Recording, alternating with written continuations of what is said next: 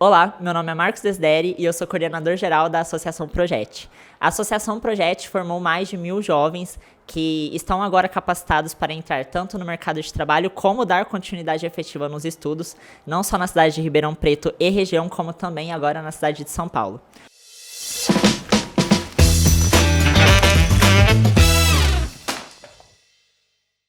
Hoje eu tenho um convidado mais do que especial para falar com vocês. É uma conversa mais intimista e confesso que é uma das conversas mais especiais, se não a mais especial que eu já tive até esse momento. O nosso convidado é bastante conhecido, ele já foi destacado como uma das 30 pessoas mais influentes pela Forbes Under 30, bem como também é responsável por um dos maiores programas sociais do Brasil, se não o maior. Além disso, é nascido em Guarulhos, 1988, salvo engano, e também iniciou aí a sua formação, sua vida acadêmica na área da comunicação, mas acabou abandonando porque entendeu que a sua missão era no social. Hoje estamos com o Edu Lira. Edu, é um prazer recebê-lo no ProjetCast. Obrigado, Marcos, pelo convite. Feliz de bater esse papo com você e saber também tudo o que você está fazendo. Tão jovem, já fazendo coisas tão importantes para a sociedade. Bom, eu tenho ótimas referências, começando por você. Obrigado. Edu, vai ser um bate-papo super leve, assim, a intenção é, assim, conhecer quem é o Edu Lira para além do LinkedIn, para além das redes sociais, né? É muito fácil a gente ver ali o close, né, os feitos, mas a gente entende que tem um trabalho muito árduo, né, que você tem aí como CEO da Gerando Falcões. E eu queria, assim, entender inicialmente de onde surgiu essa iniciativa, né? Você nasceu num contexto não tão favorável. Então, o que te fez, de fato, iniciar a Gerando Falcões?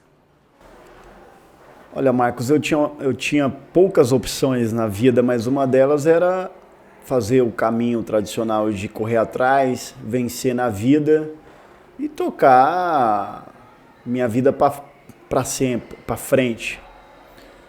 O que eu quis foi fazer o caminho inverso. De não deixar esse povo para trás. No Brasil tem 16 milhões de brasileiros que vivem em favelas. São quase 14 mil favelas. Falta política pública nesses espaços. Existe um abandono quase que generalizado. E para a gente virar essa página e construir uma coisa relevante que possa mudar o destino, tem que ter liderança, tem que ter gente que está lá, que cria processos, plataformas, tecnologia, modelos alternativos, que tenha coragem de implementar, de dedicar tudo de si. É um compromisso de vida. Então, ser empreendedor social para mim é a coisa mais apaixonante. Sou apaixonado por isso, não me vejo fazendo outra coisa num horizonte de pelo menos 15 anos. E a transformação é uma coisa absolutamente apaixonante. E eu acredito muito nisso. Então, a missão da Gerando Falcões é transformar a pobreza da favela numa peça de museu antes de Marte ser colonizado. Então a gente quer vencer a pobreza e dar um olé no Elon Musk. Se tudo der certo, um monte de foguete vai explodir, muita coisa vai dar errado, mas vai ser uma viagem extremamente prazerosa e eu acho que é a coisa mais importante a ser feita e é possível.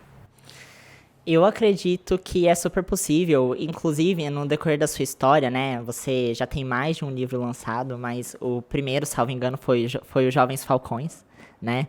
E você diz muito sobre a influência da sua mãe na sua vida, né, da sua criação, que teve aí o incentivo dos estudos, o incentivo de fazer as coisas corretamente. Então, você tem uma filosofia, né, que, segundo você, era o que ela dizia, que o lugar de onde você vem, né, não determina para onde você vai. E esse é um dos lemas que a gente tem aqui no projeto, né?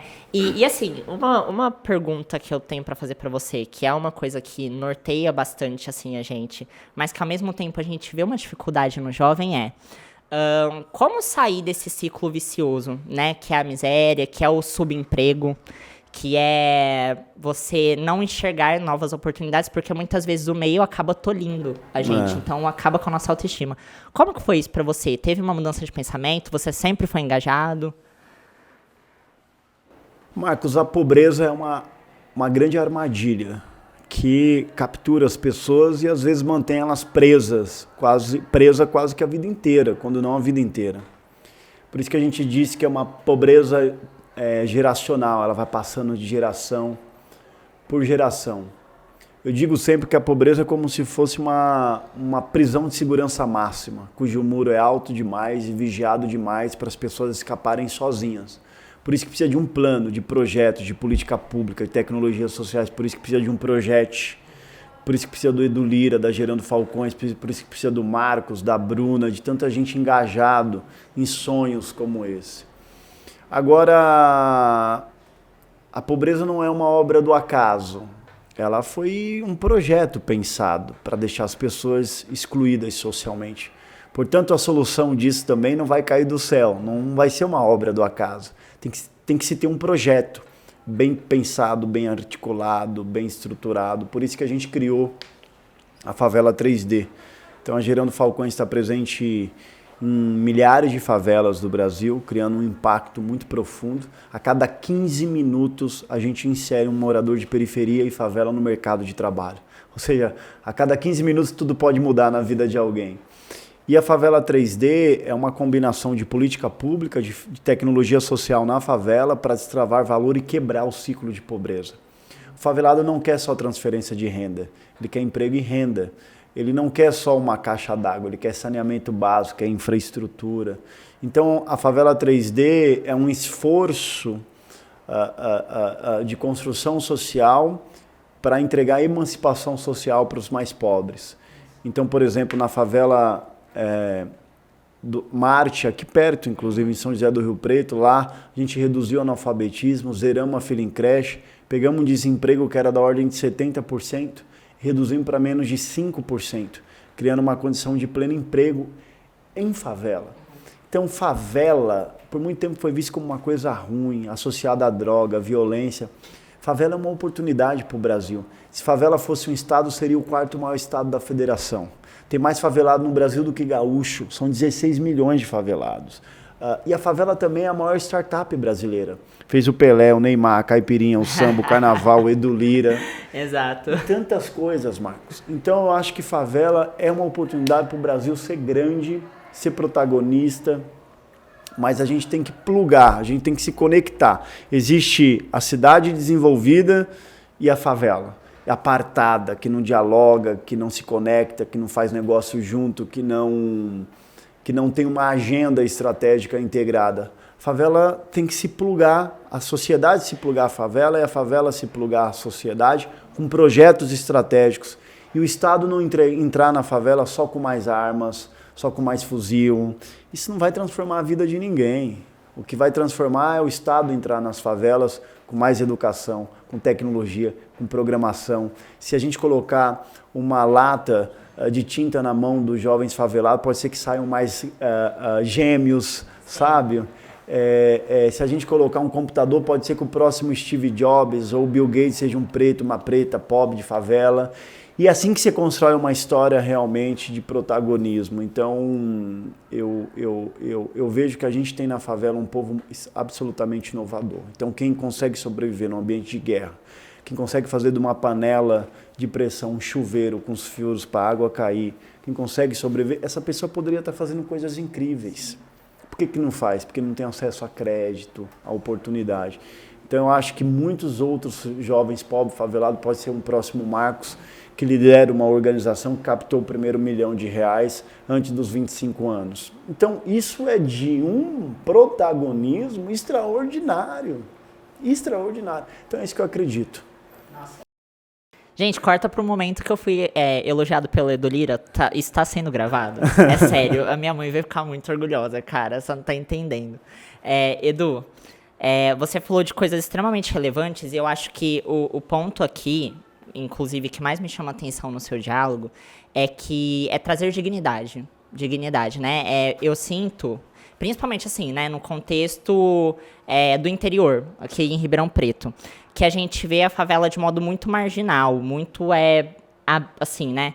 E E parece que as pessoas que lá vivem não são vistas da maneira que elas mereciam ser tratadas, né? Então, foi como você disse, o tratamento é diferente, as oportunidades são escassas, poucas pessoas olham e quando olham, tem muitos preconceitos voltados para a favela, né? E uma coisa que eu vejo bastante, ao mesmo passo, é essa onda que vem chegando de fora, né? O pessoal agora falando de ESG, de impacto social, impacto ambiental, governança corporativa, e como as empresas tentam olhar para isso, mas poucas vezes conseguem fazer ações efetivas de fato, né? Porque as empresas, ao invés de olhar para o terceiro setor que já está trabalhando diretamente e muitas vezes sai de dentro da comunidade, tenta, sei lá, criar núcleos de responsabilidades sociais extremamente irresponsáveis. Mas a pergunta é, como que a gente pode linkar, como que a gente pode trazer de fato esse empresário, essa empresa, né, que quer gerar uma mudança efetiva na sociedade ou gerar algum tipo de impacto, como que ela pode começar a enxergar valor dentro das comunidades? Eu acho que as empresas têm que confiar mais na ponta. O Brasil tem uma síndrome de vira-lata muito grande. Portanto, o brasileiro acha que incrível só é a coisa do europeu e do americano. Eu tenho muita relação com a Europa, relação com os Estados Unidos, tenho assento em conselho da Bloomberg, do ex-prefeito de Nova York, Michael Bloomberg, trabalho em parceria, em colaboração com o mundo inteiro. Mas eu não preciso me chamar de Jeff Bezos nem Elon Musk para fazer alguma coisa relevante. Eu posso ter nascido pobre, preto, na favela, ter dado a volta por cima, criado um time extraordinário que está transformando a ponta. Então as empresas têm que confiar e acreditar mais na ponta, no produto de casa, no produto brasileiro, na prata de casa, tem que acreditar mais nos Marcos, nos Edu Liras, em tantos outros líderes sociais que existem no Brasil e se conectar com a ponta. A gente tem como premissa que a Favela 3D é um projeto de dentro para fora, de baixo para cima, que é feito lá, prototipado lá. E a sociedade, às vezes ela quer entrar num território que ela nunca conheceu, que ela nunca esteve, para levar uma solução mágica de salvador da pátria. Geralmente isso não funciona. Geralmente isso não dá certo. Então o que as empresas precisam fazer? Elas precisam se conectar à última milha. Precisam se conectar ao Brasil real, onde tudo acontece, e co-criar as soluções com essa gente. Co-criar as soluções com os moradores locais, com as lideranças sociais daquele território e colocar as suas tecnologias ou construir tecnologias com eles e acelerar esses grandes programas. Então eu acho que eu estou absolutamente apaixonado, animado com o futuro que a gente está construindo nas favelas. E ao mesmo tempo animado com o tanto de oportunidade que existe. A gente tem que treinar o nosso olhar para quando vê favela, não ver só pobreza, ver também potência e ver um território cheio de oportunidades. Oportunidades para mudanças, oportunidades de negócio. Olha, na Favela dos Sonhos, a gente tem derrubado barracos miseráveis e construído casas com tubo de pasta de dente reciclado em 5 dias. Isso é uma legal. Tremenda de uma inovação. A gente tem pego favelas que estão apagadas, sem iluminação pública e colocado poste de luz solar. O que significa? Que tem uma placa que captura energia solar e libera energia, iluminação às 18 horas para toda essa favela. A gente tem colocado Wi-Fi. O Wi-Fi tem estimulado jovens a acordar de manhã, assistir um vídeo do Bill Gates, assistir um vídeo de um professor, do melhor professor de história do mundo, a construir as suas plataformas, suas lojas no e-commerce, a conversar mais pelo WhatsApp, a trocar informações, a fazer os seus negócios acontecerem. A gente tem feito negócios de última milha com a startup na porta, porque o favelado não tem CEP, então a gente construiu uma solução, levou para a favela, onde o favelado pode agora comprar o seu produto e a gente faz a última milha chegar. A gente fez CEP digital junto com o Google, onde cada favelado agora tem um CEP para chamar de seu, um endereço. Então é uma quantidade incrível de inovações. Então a gente olhou para a favela, que era um espaço abandonado, e transformou aquele espaço num laboratório de inovação e de dignidade. Muito legal. Edu, só para te explicar um pouco ainda sobre o contexto do projeto, a gente começou o projeto em 2013, que era basicamente o ano que você estava escrevendo aí, já para lançar os Jovens Falcões, inclusive, que foi aí, andou paralelamente com a criação da Gerando Falcões. A gente tem grandes referências, né? Até hoje a gente toma modelo de negócio, a gente toma tomada de decisão da Gerando Falcões, assim, como referência aqui dentro do projeto, que ainda é uma associação, né, uma instituição enxuta, mas com, assim, ótimas intenções. E como eu havia dito, né, formamos mais de 1.000 jovens recentemente, começamos as primeiras turmas com 30 jovens, 35 jovens. E atualmente, agora a gente está com mais de 250 jovens. Então, ano retrasado a gente formou 100, ano passado 170 e agora 250. Uau. Né? E assim, esses jovens, eles passam por vários aflitos, anseios, principalmente porque a gente entende que o contexto, né, social, econômico, ele afeta bastante também o nosso desenvolvimento, a maneira como a gente vai ser tratado e vai tratar os outros. Que dica você daria, né? Que palavra, assim, que você daria para um jovem que está iniciando a sua vida, tanto no mundo dos estudos, no mundo do trabalho? Se você pudesse até mesmo retornar para o Edu Lyra, de 16, 17 anos, é tão difícil, né? A gente esquece cometer 17 quando a gente faz 18. Mas o que você diria para o Edu Lyra de 17 anos? Olha, tem uma frase de uma música que diz que o jovem nesse Brasil... O jovem... No Brasil não quer levado a sério? O jovem no Brasil não quer levado a sério. Então, eu acho que o jovem tem que se levar a sério. E apostar em si próprio. E uma das coisas que eu acho mais importante é o jovem trabalhar a sua autoconfiança. Trabalhar a sua autoestima. Trabalhar o seu autoconhecimento. Então, Marcos, eu acho muito bonito e muito promissor um cara como você, que está bem vestido, que está com esse cabelo elegante, que está com um sorriso, sabe? Que está com a autoestima, fazendo perguntas, liderando, captando recursos, se movimentando, se organizando, que tem uma história que você tem. Então isso é autoestima, isso é autoconfiança. Tem um ativo dentro de você. Quanto custa esse ativo? Essa autoconfiança que você tem. Quanto que custa se vestir assim? Não só do ponto de vista da roupa, mas da coragem, sabe? De você entrar, você foi lá, me falou, eu quero te entrevistar. Quanto tempo você tem? Eu disse 15 minutos, você pediu 20, negociou, nem sei quanto tempo já passou. Então, o jovem tem que apostar em si próprio. E aí, quando ele tem autoconfiança, aposta em si próprio, está apostando no seu autoconhecimento, ele vai construindo coisas. Ele vai aprendendo, vai inventando, vai empreendendo, entra num serviço, aprende mais, depois começa a coisa. Então, você acabou de dar o exemplo da Bruna aqui, que é um talento, que cuida de comunicação, que fez jornalismo, que é uma jovem, que é da cidade. Então, essas coisas são importantes. O Brasil precisa ter uma juventude protagonista. E entender que nada vai cair do céu e que não é fácil. Eu tenho, desde o dia que eu fundei a Gerando Falcões, quando eu tinha 23 anos, 22, 23 anos, que eu trabalho 80, 100, 120 horas por semana, me dedicando integralmente. A Gerando Falcões virou uma das maiores ONGs do país, virou, e queremos ser da América Latina, depois do mundo, virou, mas não foi uma obra do acaso, foi uma ralação imensa, uma dedicação, e está sendo todo dia. Ontem eu fui dormir tarde, acordei muito cedo, estou aqui, amanhã a mesma coisa, a semana inteira. Porque as coisas não é uma obra do acaso e ninguém está predestinado a fazer uma coisa grande na vida. Você vai, você luta. Então eu quero dizer uma coisa para os jovens que estão me ouvindo, que vão dizer uma tremenda, um monte de mentira para dizer que você não pode, ou porque você é preto, ou porque você é mulher, ou porque você é gordo, ou porque você não tem um sobrenome desejável, ou porque sua família não tem dinheiro. Tudo isso são mentiras, são vírus. Não acredita no vírus. Se jogar um vírus na sua cabeça, você tem que passar um antivírus. Para você não ser corrompido seu sistema mental, seu software, pela mentira dos outros. Acredita em si próprio, bota o carro para andar, vai com coragem, com ousadia. O mundo não é só seu, mas ele também é todo seu. Nossa.